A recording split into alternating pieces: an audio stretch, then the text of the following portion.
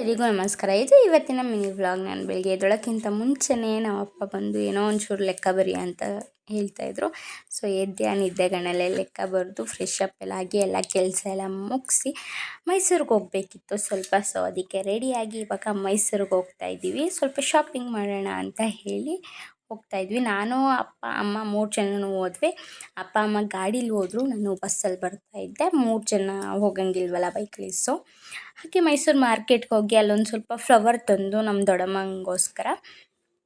Next city bus ಸ್ಟ್ಯಾಂಡಿಂದ ಸಬರ್ಗೆ ಬಂದು, ಸಬರಿಂದ ನಮ್ಮ ಶ್ರೀರಂಗಪಟ್ಟಣಕ್ಕೆ ಬಂದು ಮತ್ತು ಸಿಟಿ ಬಸ್ಗಾಗಿ ಕಾಯ್ತಾಯಿದ್ವಿ. ಮಂಡ್ಯಕ್ಕೆ ಹೋಗೋ ಸಿಟಿ ಬಸ್ಸು.